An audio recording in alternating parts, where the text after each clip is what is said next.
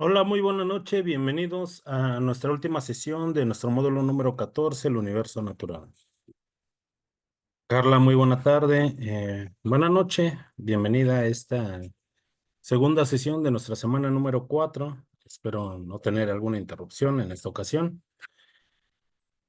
Jóvenes, en esta semana estamos por finalizar nuestro módulo número 14. Y recuerden, nuestro proyecto integrador tiene el mayor peso de todas nuestras actividades dentro del módulo y es importante que cumplamos las indicaciones que se nos están solicitando para hacer entrega de nuestro proyecto. En nuestro proyecto tenemos que hacer una historieta cubriendo 5 puntos muy importantes. Algo muy importante también lo tenemos que hacer en alguna de las plataformas como es Pixton, Storyboard o Canva.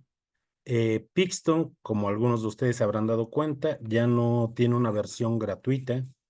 Se puede subsanar esta parte, pero es importante que sigamos las indicaciones.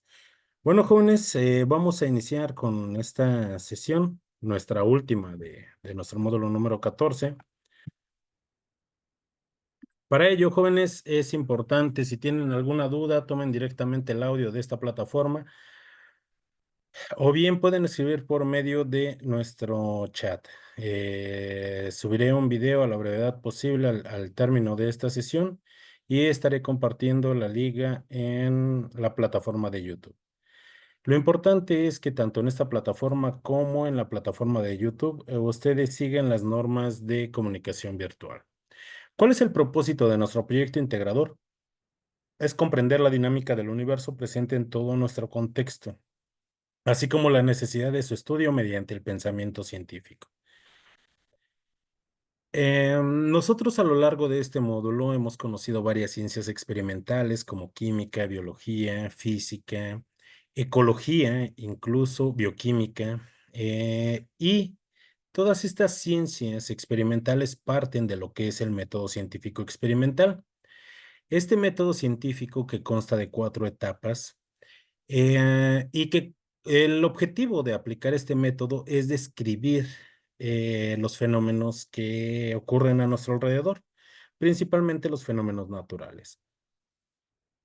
Una vez que este conocimiento se genera a través de la experimentación y la generación de los resultados, se genera lo que es el conocimiento científico, y el conocimiento científico nos lleva al desarrollo del pensamiento científico. Espero que no quede ninguna duda acerca del propósito, no solamente de nuestro proyecto integrador, sino de este módulo número 14. ¿Qué necesitamos nosotros para nuestro proyecto integrador? Conocer las propiedades y los estados de la materia, comprender la ley de la conservación de la materia, identificar los niveles de organización biológica y reconocer los tipos de energía que utilizan los seres vivos. Además, entender las características del pensamiento científico. ¿Qué vamos a entregar? Vamos a entregar un documento en Word. En este documento va a estar elaborado primeramente por una portada con todos nuestros datos de identificación y el título de nuestro documento. Después de nuestra portada, es importante que tenga la liga de nuestra historieta que nosotros vamos a hacer en Storyboard o Canva. ¿Qué es lo que pasa si lo hago en Pixton? Recuerden, Pixton ya no tiene una versión gratuita para poderlo elaborar aquí. Lo podemos elaborar, pero no podemos compartirlo y tampoco podemos descargarlo. Una forma de cómo poder subsanar, si es que toman la decisión de realizarlo en Pixton, aunque no lo recomiendo, utilicen Canva. Canva es una herramienta muy completa y versátil. Pueden hacerlo en Storyboard, pero ¿qué pasa si lo hice de todas formas en Pixton? Asegúrense de que en el primer recuadro de su historieta contenga todos sus datos de identificación. Pueden tomar impresiones de pantalla y pegarlas en su documento. Algo muy importante, verifiquen que estas impresiones de pantalla sean de calidad, debido a que los recuadros cuando los pegan son muy pequeños y yo necesito leer el texto del desarrollo de su historieta. Para ello, es importante que no se pixeleen las imágenes cuando yo trate de maximizarlas. Además de esto, jóvenes, verifiquen para quienes lo hagan en Storyboard o en Canva, que la liga sea la correcta. Que me den todos los permisos de edición debido a que ya nos encontramos en viernes. Solamente me han hecho la entrega de 6 proyectos integradores hasta este momento. Y también, si se llega a presentar algún detalle de que no me otorguen todos los permisos, eh, es posible que no nos pongamos en comunicación o que si yo les mando un correo electrónico pidiendo el que me brinden el acceso, no se dé justo con los tiempos de calificación. Así es que verifiquen que me otorguen me den todos los permisos de edición y que sea el archivo correcto el que ustedes me estén compartiendo. Además de esto, debe de tener también una conclusión. Esa conclusión debe de ser de media cuartilla y debemos de abordar acerca del estudio del método científico y, bueno, y que esté por medio las ciencias experimentales. Entonces, ¿qué es lo que vamos a subir? Una portada con nuestros datos de identificación, nuestra historieta digital. Si la hacemos en Storyboard o Canva, pegamos nuestra liga o el enlace. Si le hacemos en Pixton, asegúrense de que el primer recuadro contenga todos sus datos de identificación y tomen impresiones de pantalla de calidad y péguenlas.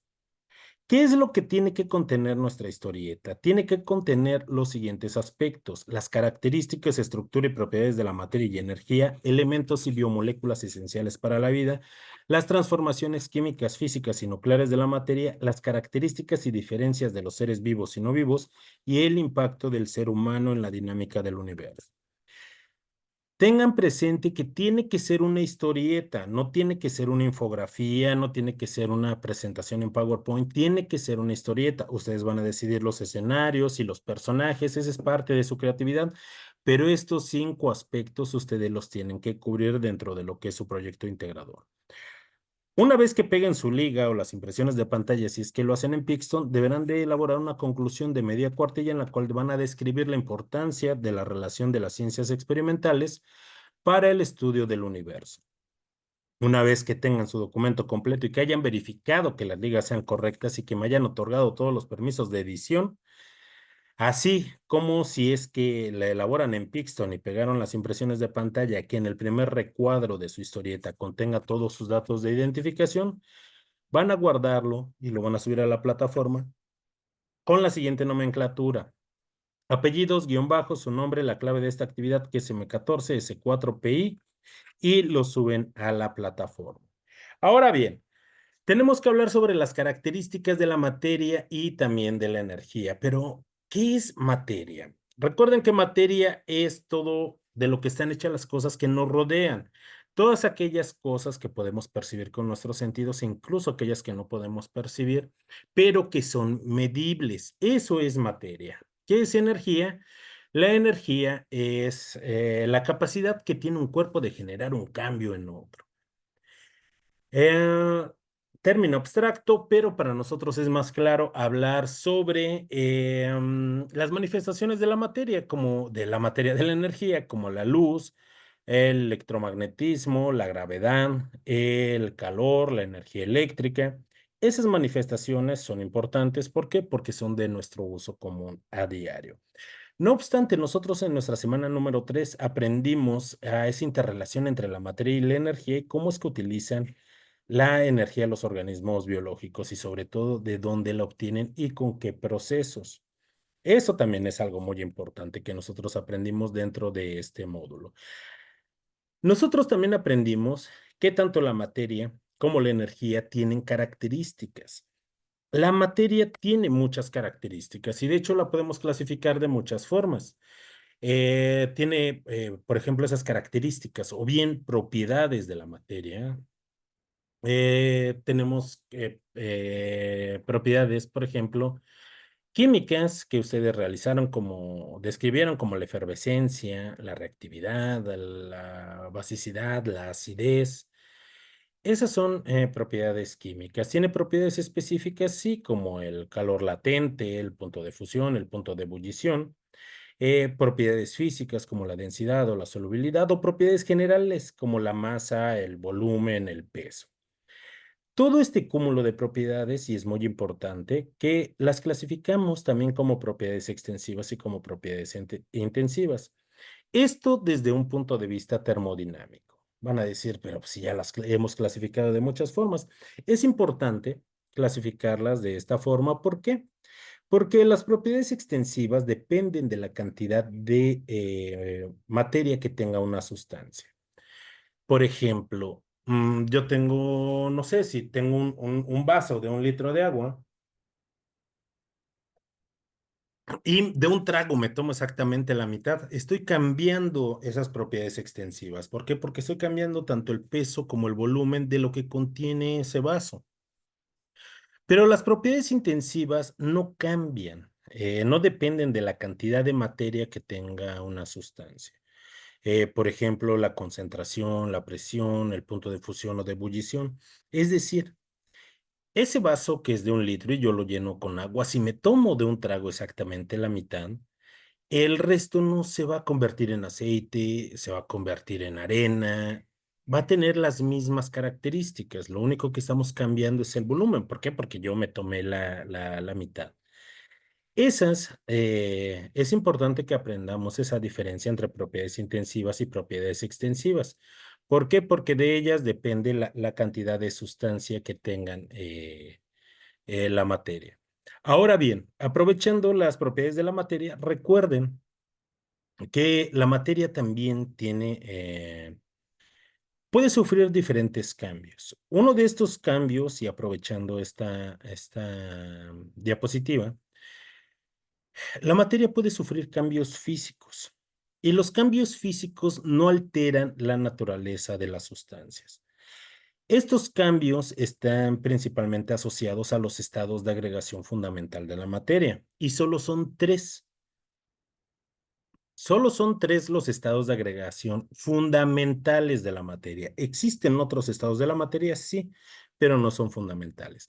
Los estados fundamentales de la materia son el estado sólido, el estado líquido y el estado gaseoso. ¿Y de qué dependen estos estados en la materia? Dependen de la cantidad de energía que tengan. Nosotros, por ejemplo, en nuestra semana número 1, nosotros utilizamos un simulador para aprender de estas características de la materia. Nosotros aprendimos que unas sustancias, entre más energía tengan, las partículas que la contienen también se comportan de diferente forma. Así es que el estado sólido, vemos que las partículas están muy cerca unas de otras. Cuando dotamos a esa sustancia de una mayor cantidad de energía y principalmente en forma de calor, estas partículas que componen esa sustancia van a tener mayor libertad. Y si seguimos dando energía, van a tener tanta libertad que esas partículas van a tener muy poca interacción unas con otras. ¿Por qué? Porque van a tener una libertad muchísimo mayor comportándose y dando así origen a un estado gaseoso. En estos tres estados, lo único que la interacción que tienen es de que la materia tiene mucha más energía, pero no cambia su naturaleza. Un ejemplo muy claro, por ejemplo, es el agua. El agua en estado sólido la conocemos como hielo o la conocemos como nieve o granizo, dependiendo la forma como se nos presenten esos sólidos. En estado líquido, el agua, pues le seguimos llamando agua. Y en estado gaseoso le llamamos vapor de agua principalmente. Entre estos tres estados de agregación, diferentes entre sí por el grado de energía que tienen esas partículas, no va a cambiar la naturaleza de la materia. Aprovechando los cambios físicos de la materia, no cambian la naturaleza de esta. Hay otros cambios de la materia donde sí cambia su naturaleza, por supuesto que sí, lo veremos más adelante, y es muy importante explicarlo en nuestro proyecto integrador. Vamos con las características de la energía. La energía, y la energía se rige por una ley muy importante, semejante a la ley de la conservación de la materia. Pero la ley de la conservación de la energía nos dice, la energía no se crea ni se destruye, tan solo se transforma. Y la energía tiene cuatro características. La primera es que se conserva, ya que no se crea ni se destruye. La energía se transforma ya que se puede presentar de muchas formas y puede cambiar entre ellas.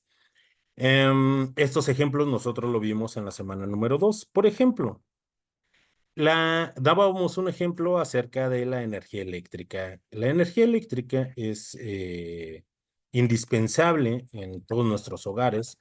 De hecho, es tan habitual que solo la extrañamos cuando no la tenemos, pero un uso directo de la energía eléctrica, pues es difícil el poderlo encontrar, honestamente. Pero entonces, ¿por qué la necesitamos tanto? Porque necesitamos transformarla y convertirla en algo útil para nosotros.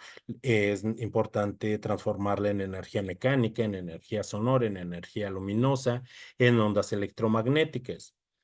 La energía eléctrica se puede transformar en cada una de ellas. Por ejemplo, para utilizar nuestra lavadora, la lavadora hace todo ese trabajo al lavar nuestra ropa, pero se tiene que convertir en energía mecánica. Al igual si yo quisiera hacerme un licuado en la mañana y utilizo la licuadora, lo útil es ese movimiento, es esa energía mecánica en la cual se convierte en la energía eléctrica. Si yo llego en la noche de mi trabajo o de la escuela, pues es importante, y si yo voy a trabajar, pues tener luz, convertir esa energía eléctrica en energía luminosa. Y si tengo que utilizar internet y tengo Wi-Fi, pues es importante conectarme a ese módem y ese módem manda esas señales por medio de ondas, es decir, por ondas electromagnéticas. Entonces convierte esa energía eléctrica en energía electromagnética. Y así podríamos tener muchos ejemplos de esa transformación. Algo muy importante y otra característica de la energía es que se traspasa, ya que puede pasar de un cuerpo a otro. Y una de las características importantes de la energía es que se degrada, ya que una vez que nosotros la utilizamos, ya no se puede volver a aprovechar. ¿Ok? Ahora bien, ¿ustedes recuerdan que le explicaron a Margarita en nuestra semana número 2 acerca de la tabla periódica? Bueno, pues en mi historieta que estoy utilizando, yo la traje, la invité para que les explicara acerca de los bioelementos, ya que ustedes hicieron un trabajo muy importante. Y no solamente que les explique acerca de los bioelementos, sino también que les explique acerca de las biomoléculas. Los bioelementos los podemos clasificar de acuerdo a su abundancia relativa en los seres vivos. Nosotros aprendimos mucho acerca de los seres vivos. Sabemos que desde una diminuta bacteria como lo es Escherichia coli o un hongo como Saccharomyces, en proporción están formados de los mismos bioelementos que un ser humano o que una ballena azul. Estos bioelementos que constituyen principalmente a los seres vivos los vamos a llamar bioelementos primarios y vamos a tener al carbono, al hidrógeno, al oxígeno, nitrógeno, azufre y fósforo principalmente. A los elementos que vamos a encontrar, pero en una menor cantidad, pero que son indispensables, los vamos a conocer como bioelementos secundarios, como el magnesio, el calcio, el sodio, el potasio y el cloro. Y a los que se necesitan en una pequeñísima cantidad, pero que también son importantes, los vamos a conocer como oligoelementos o elementos traza. Estos van a ser, por ejemplo, el hierro, el manganeso, el cobre, el zinc, el cobalto, el selenio, el molibdeno, el estaño. Estos se necesitan en pequeñísima cantidad.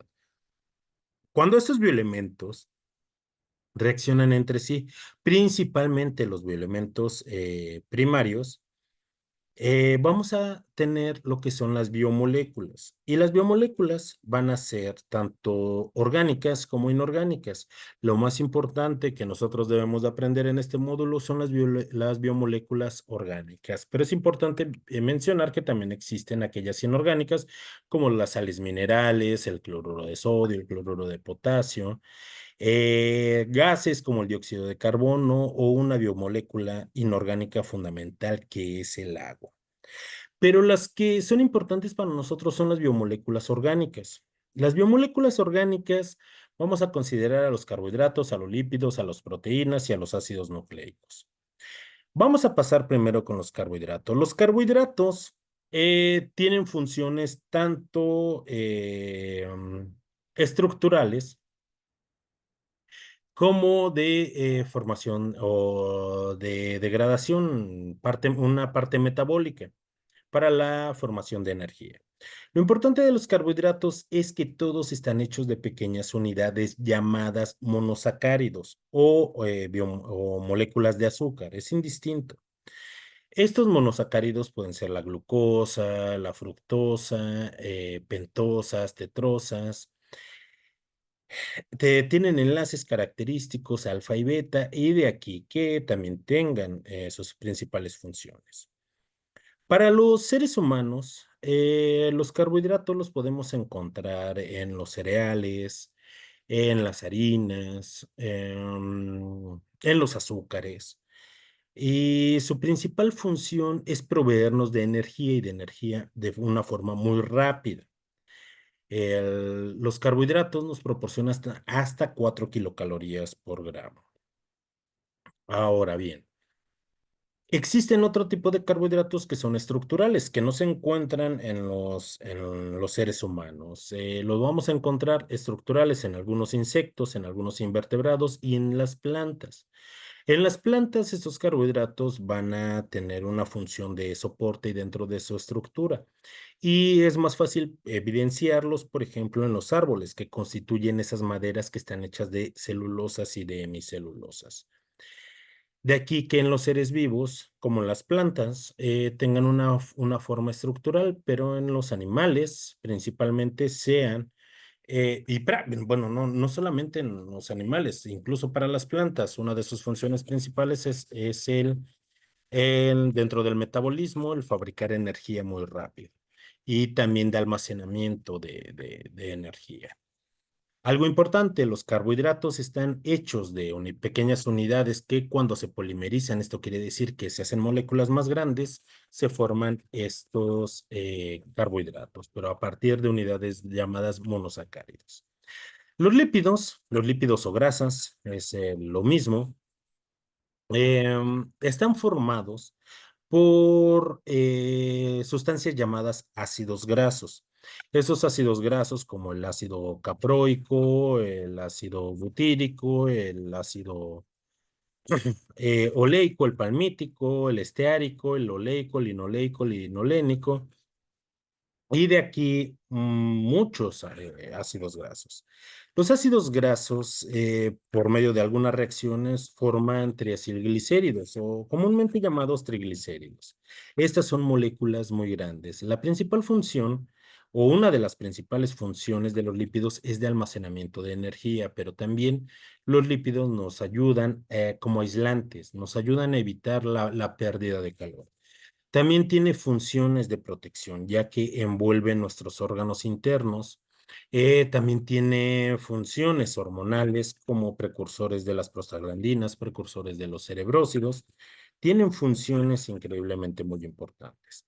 Dentro de los lípidos vamos a encontrar algunos ácidos grasos que los vamos a conocer como ácidos grasos esenciales. De aquí que tengamos al ácido linoleico, al oleico y al linolénico, o generalmente los vamos a conocer como omegas. ¿Por qué eso los llamamos esenciales? Porque el ser humano no puede sintetizarlos. El ser humano no puede sintetizarlos y es por ello que adquieren ese nombre de ácidos grasos esenciales.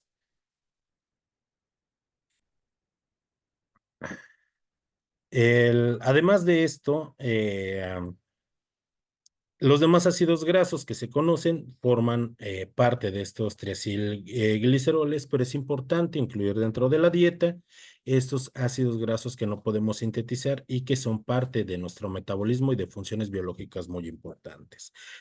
Los ácidos grasos nos proveen de muchísima energía, hasta 9 kilocalorías por gramo. Ahora bien, también existen otras biomoléculas importantes como son las proteínas. Dentro de las proteínas, nosotros vamos a tener que están conformadas por lo que son los péptidos Y los péptidos a su vez están formados por pequeñas unidades llamadas aminoácidos. Dentro de estos aminoácidos van a existir algunos que se llaman aminoácidos esenciales. Todas las proteínas estructurales están hechas a partir de 20 aminoácidos, de los 124 que se conocen, pero de todos esos 124, solo 20 conforman a las proteínas estructurales, y aquellos que el ser humano no puede sintetizar son entre 10 y 11 dependiendo de nuestra edad. ¿Por qué son esenciales? Porque no tan, al igual que esos ácidos grasos, nosotros no podemos sintetizarlos y necesitamos consumirlos dentro de los alimentos que nosotros consumimos a diario. Estos aminoácidos, como el triptofano, la metionina, la lisina, la isoleucina, es importante que los incorporemos dentro de la dieta. Las proteínas tienen funciones muy importantes, mucho más importantes que las de los carbohidratos o las de los lípidos, ya que las proteínas conforman nuestra estructura, nos dan movimiento, nos protegen, funcionan como medios de transporte para muchas sustancias en nuestro cuerpo, tienen una actividad catalítica, conforman nuestras estructuras de nuestros tejidos, y las células funcionan como reguladores, tienen funciones increíblemente importantes. Las proteínas también nos proveen de energía, y al igual que los carbohidratos nos proveen de 4 kilocalorías por gramo. Esta es una función, o esta es una parte de la naturaleza de las proteínas. Ahora bien, las siguientes biomoléculas son los ácidos nucleicos. Los ácidos nucleicos vamos a tener de dos tipos: lo que es el DNA, que es el ácido desoxirribonucleico, y muchos tipos de lo que es RNA, que es el ácido ribonucleico. Estos ácidos nucleicos están formados por nucleótidos. Esos nucleótidos vamos a tener la adenina, la guanina, la tiamina, el uracilo y la citosina. Eh, ¿Qué función tienen los ácidos nucleicos? Bueno, el ácido nucleico llamado ácido desoxirribonucleico guarda toda la información química de quiénes somos, y no solo eso, también guarda la información de qué es lo que, de qué es lo que necesitamos en pequeñas unidades estructurales llamadas genes. Estos genes albergan la información química de las proteínas que nosotros necesitamos para nuestros tejidos o que tengan actividad catalítica. El RNA, por otro lado, es un ácido nucleico, el cual tiene la capacidad de leer la información química que se encuentra dentro del DNA. Dentro de esa información pasa por un proceso llamado traducción y transcripción. Esto ocurre dentro de los ribosomas para la síntesis de esas proteínas, principalmente enzimas. ¿Por qué son importantes estas enzimas? Porque tienen una actividad catalítica, son los mediadores del metabolismo, son los que regulan esas reacciones biológicas dentro de los organismos vivos. Por eso son muy importantes. Estas son las 4 biomoléculas más importantes, o los grupos de biomoléculas importantes. Ahora se preguntarán por qué entonces tengo una imagen de las vitaminas dentro de esta diapositiva. Porque no todos los autores consideran a las vitaminas como biomoléculas orgánicas reales. No porque no existan, claro que existen, y no porque no sean importantes, porque sí lo son. Las Pasa algo con las vitaminas. Las vitaminas son un cúmulo muy diverso de sustancias químicas y no guardan una, eh, mm, una semejanza entre unas y otras. Entre grupos sí, pero no parten de pequeñas unidades, así como los carbohidratos parten de monosacáridos, los lípidos de ácidos grasos, las proteínas de aminoácidos o los ácidos nucleicos de nucleótidos. Las vitaminas son tan diversas que es por ello que muchos autores no las integran dentro de esta clasificación, pero por supuesto que reconocen la importancia de estas moléculas. ¿Ok? Ahora bien, Nosotros también en nuestro proyecto integrador tenemos que hablar sobre las transformaciones de la materia. Recuerden, la materia se rige por una ley muy importante que pronunció Antoine de Lavoisier y también se me olvidó el nombre de un científico ruso que también la pronunció y también se le da el crédito de esta ley. Lo importante es lo que nos dice. La materia no se crea ni se destruye, tan solo se transforma. Y nosotros aprendimos que hablando de reacciones químicas es el paso de productos hacia reactivos, donde ocurre esa transformación. Hace un momento que explicábamos los cambios físicos, nosotros explicamos que dentro de estos cambios físicos no existe una transformación de la naturaleza de la materia. No obstante, dentro de los cambios químicos, y esa es la verdadera importancia de las reacciones químicas, es que eh, dentro de los procesos químicos, durante las reacciones químicas, cambia la naturaleza de la materia. Recuerden que nosotros aprendimos que existen unas sustancias llamadas reactivos y cuando estos reaccionan se convierten en algo llamado productos y que cambian las características. Puede adquirir más propiedades o puede perder algunas propiedades, pero la naturaleza de la materia cambia. Esta es la finalidad de los cambios químicos. Así como nosotros aprendimos, existen diferentes tipos de reacciones como reacciones de doble sustitución, reacciones de neutralización, de oxidación, de reducción, de eliminación, de descomposición. ¿Ok? En los cambios físicos no ocurre una transformación de esa naturaleza, pero en los cambios químicos sí, y también en los cambios nucleares de la materia. ¿Qué son esos cambios nucleares? Los cambios nucleares, y recuerden que nosotros aprendimos sobre la estructura del átomo. En esta estructura del átomo nosotros sabemos que el núcleo atómico existen tanto protones como neutrones, y alrededor de este núcleo se encuentran girando los electrones. Cuando cambian esos núcleos ocurren cambios nucleares y existen de dos tipos. Lo que es una fisión nuclear y la fisión nuclear implica el rompimiento de esos núcleos atómicos.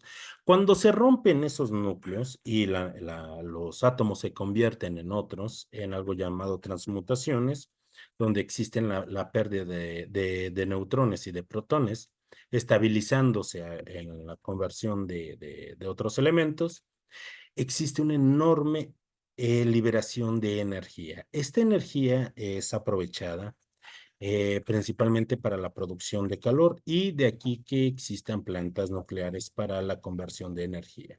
También algo muy cierto, el ser humano utilizó estos procesos para la elaboración de armas bélicas como las bombas nucleares. Esta es parte de la naturaleza humana, pero también la parte de la creatividad donde se ha aprovechado estos procesos para obtener energía. Y el otro proceso nuclear es un proceso llamado fusión nuclear. La fusión nuclear implica la unión de dos átomos, de dos núcleos atómicos. Cuando ocurre esto, ocurre la liberación de una cantidad descomunal de energía increíblemente grande. El ser humano todavía no domina este proceso, pero está muy cerca de hacerlo. Sí, considero que en nuestra era nos va a tocar observar el que se domine este proceso de fusión nuclear y va a traer, por supuesto, qué ventajas increíbles, energía, cantidades colosales de energía. Este proceso, a pesar de que en ningún laboratorio en nuestro planeta se haya podido realizar, es el fenómeno más común en nuestro universo. De hecho, es la razón de que ustedes estén aquí, de que yo esté aquí y de que todo lo que nosotros veamos a nuestro alrededor exista. ¿Por qué? Porque esos materiales, esos elementos que nosotros observamos, fueron creados en las estrellas y las estrellas utilizan los procesos de fusión nuclear como combustible para poder irradiar esa energía.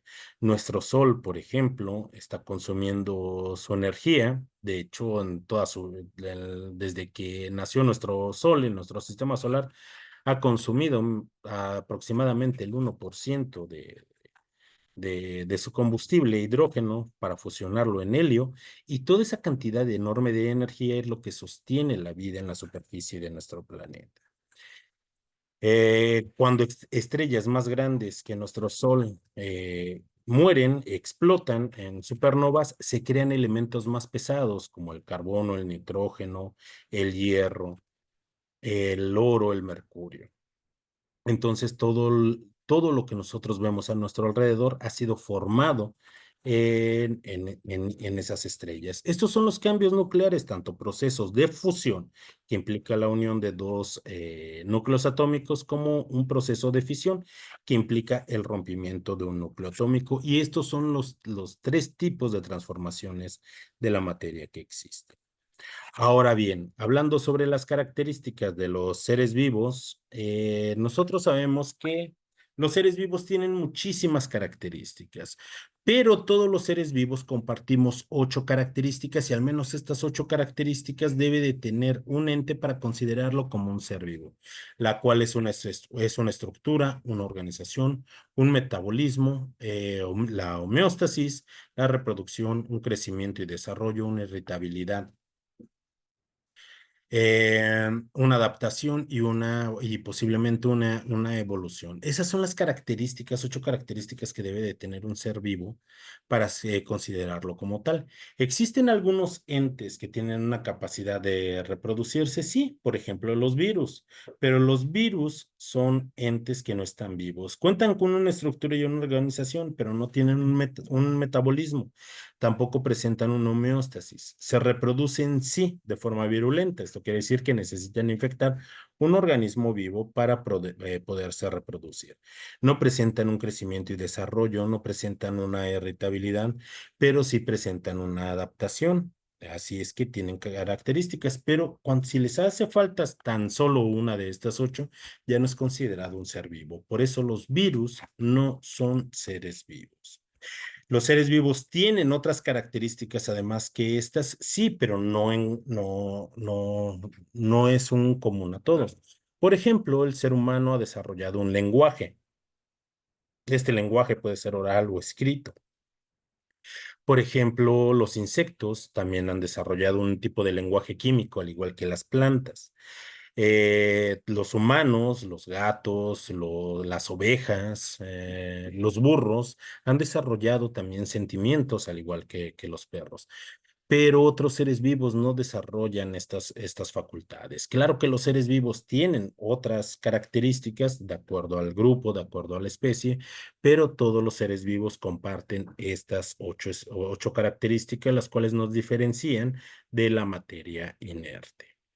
Además, el grado de organización que tienen los seres vivos es mucho más complejo que el de los seres no vivos o el de la materia inerte. Ese nivel de organización, pues parte de los átomos. Los átomos sabemos, y sobre todo de los bioelementos, forman biomoléculas. Las biomoléculas conforman orgánulos celulares.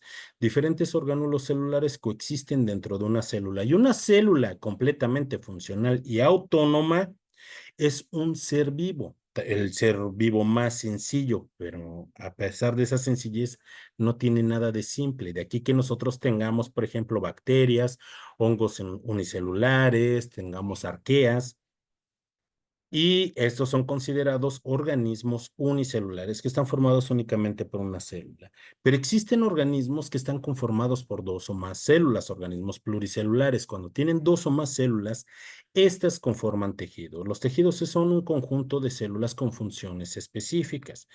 Los tejidos conforman órganos. Los órganos se acoplan con otros órganos para la especialización y la división y colaboración dentro de las actividades en un organismo más complejo.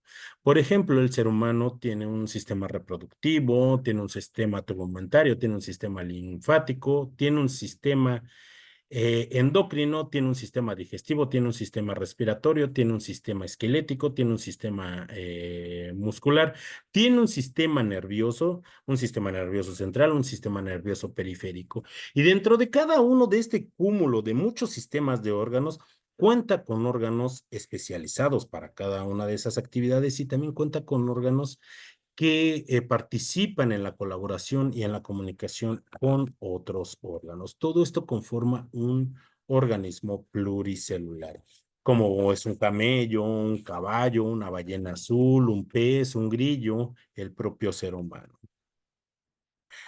Nosotros podríamos, si queremos, dejar hasta aquí ese nivel de organización biológica.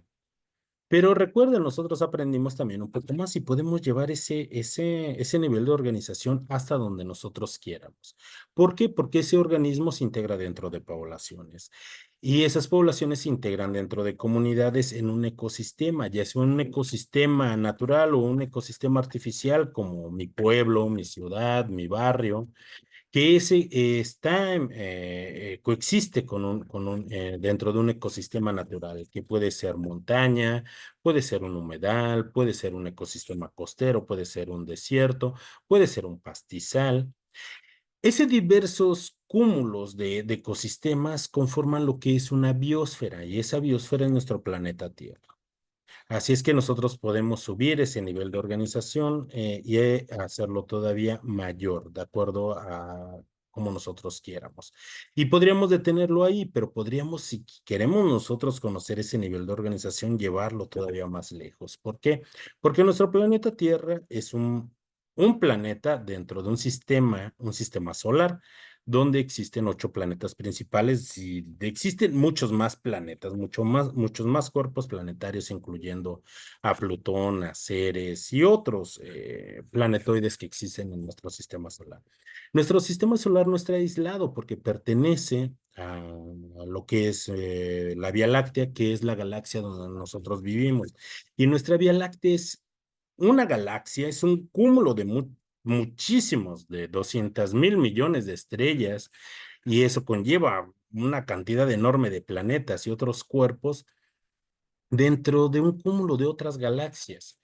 Nuestra galaxia pertenece a un cúmulo más grande de galaxias, ese cúmulo pertenece a otros cúmulos de otras galaxias que corresponden, por ejemplo, a la Nequea, que es un montón de galaxias que existen en nuestro universo y que pertenece a otros cúmulos de galaxias dentro de nuestro universo observable, lo que nosotros podemos observar. Eh, Pero nosotros, o para nuestra actividad, es importante que nosotros no extralimitemos tanto este nivel de organización. Ese nivel de organización, lo importante es que nosotros comprendamos que existen organismos unicelulares y organismos pluricelulares. También dentro de nuestra actividad, y uno de los puntos que tenemos que cubrir, es el impacto del ser humano en la dinámica de nuestro universo. Encontré yo un dato muy importante. En este dato encontré que los dinosaurios estuvieron en nuestro planeta cerca de 160 millones de años y que el ser humano actual lleva entre 150.000 y 300.000 años.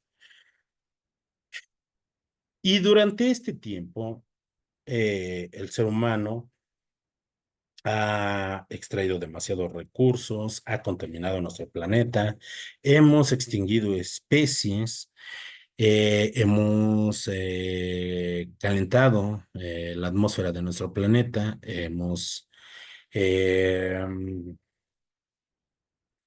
hemos tenido actividades con un impacto negativo en la dinámica de nuestro universo.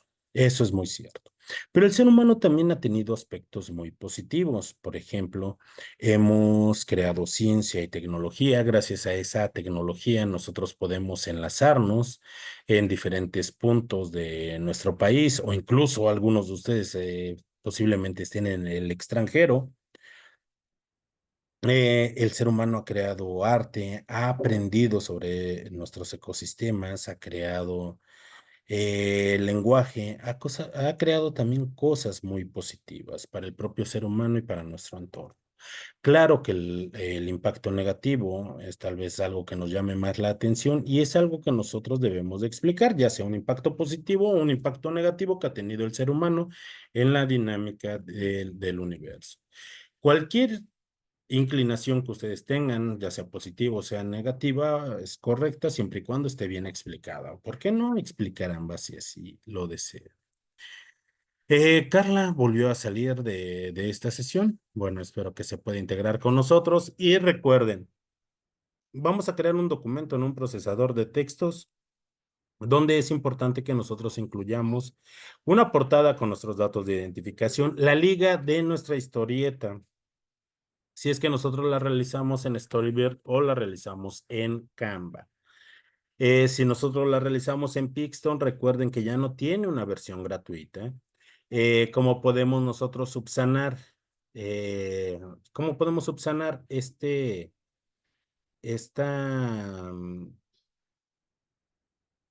este problema que está presentando Pixton? Es integrando nuestros datos de identificación en el primer recuadro de nuestra historieta. Además de esto, también que nosotros coloquemos impresiones de pantalla y tengan cuidado que esas sean de calidad para que al momento de que yo las maximice para poder leer el contenido de lo que hay en su historieta, no se distorsione el texto y puede evaluarlo. Recuerden que su historieta debe de tener.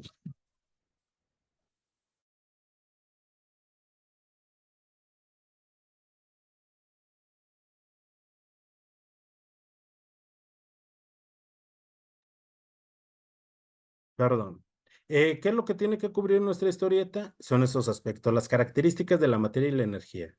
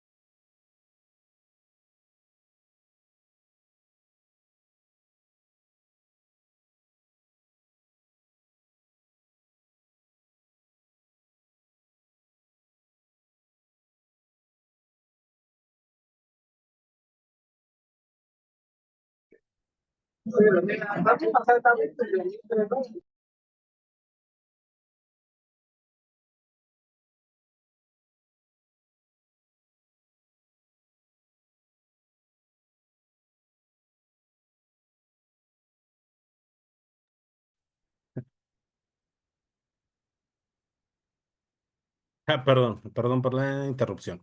Bueno, entonces dentro de nuestra historieta vamos a incluir una relación clara y concreta. Recuerden, de las características de la materia y la energía, los elementos y biomoléculas esenciales para la vida, las transformaciones de la materia, físicas, químicas y nucleares, las características de los seres vivos y no vivos, y el impacto del ser humano en la dinámica del universo. ¿Y cómo lo vamos a terminar? Con una conclusión de media cuartilla en la cual vamos a describir claramente la relación de las ciencias experimentales para el estudio del universo.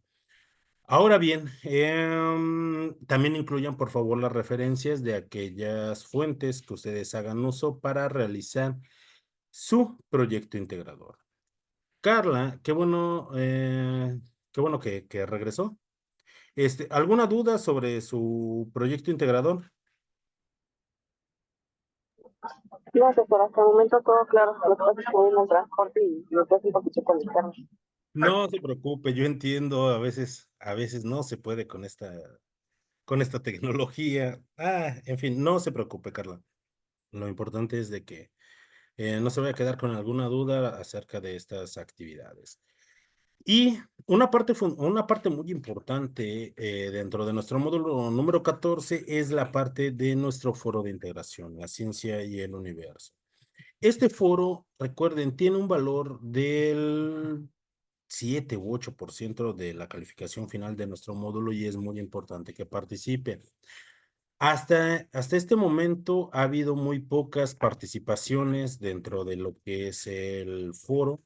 El foro va a estar abierto hasta el próximo día domingo, pero los invito a que sigan participando, ya que entre más se nutra nuestro foro, vamos a tener más oportunidad de retroalimentar a nuestros compañeros.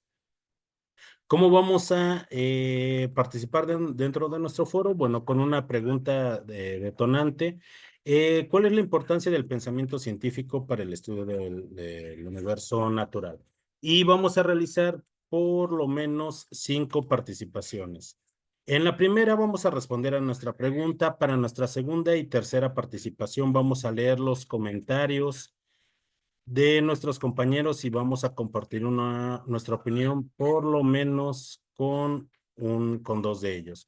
Podemos hacerles preguntas, darles consejos, hacer una sugerencia o dar nuestra opinión a favor o en contra de alguno de sus planteamientos.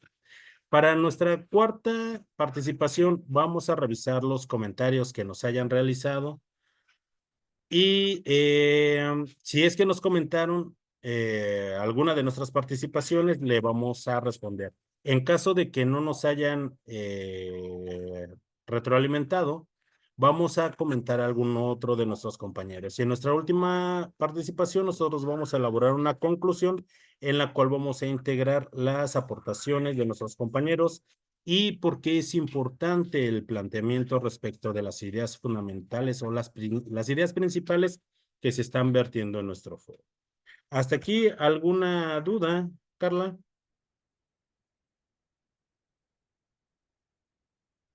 Bueno, si no existe alguna duda, jóvenes, espero que envíen sus proyectos.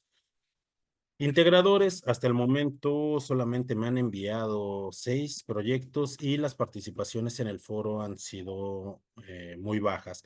Les recomiendo que empiecen a participar de una forma más proactiva y recordarles que sábado y domingo va a estar abierto el foro para que ustedes puedan participar. Al menos son 5 participaciones, pueden ser muchas más y eso espero para que se logre una participación completa de nuestro foro. Y de mi parte ha sido todo. Que tengan un excelente fin de semana. Carla, me da mucho gusto de que se haya integrado a la sesión de hoy y que tenga un excelente fin de semana. Hasta luego. Muchas gracias, igual. Hasta luego, adiós.